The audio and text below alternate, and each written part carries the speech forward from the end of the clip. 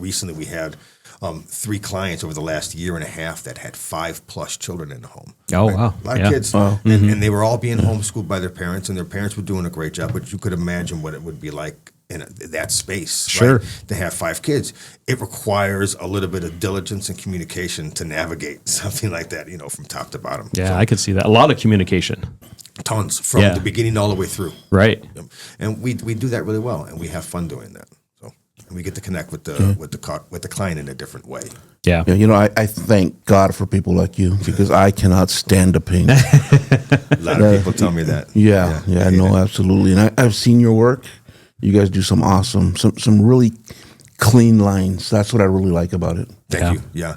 I just recently, we did a red and blue, Arizona red and blue wall for Scott Rifkin. And cool. Those lines, we needed to be really sharp where the red and blue met up with each other. Yeah.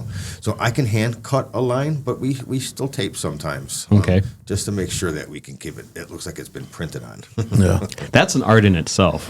Is taping?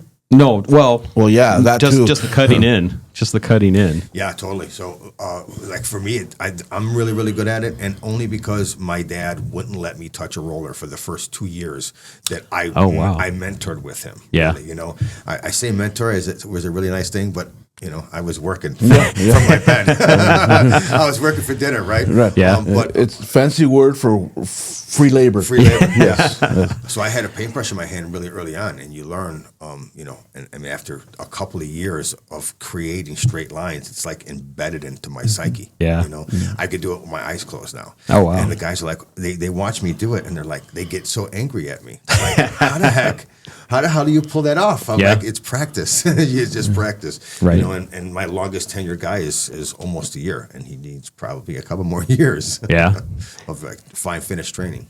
So were you able to go on the jobs with your grandfather too? Some jobs. Wow. My grandfather had his painting brush that he used for ceilings. Okay. That was something that got passed on to me, which I thought cool. was pretty cool.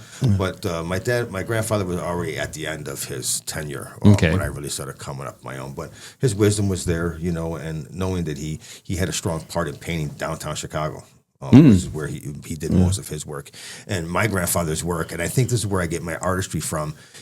I don't know if you guys have that here in Tucson, but some really old buildings had hand painted roses and flowers sometimes on the ceilings. That was really popular Art Deco kind of thing in the city. So that was some of the work that my grandfather did as well too. Huh? I don't think we have too much of that here in Tucson, or not that I know of. Yeah. I mean, I could be wrong. Yeah, I mean it's possible. There's a lot of culture here. And I haven't obviously seen every building here. Right. But it was really popular in the 20s and 30s.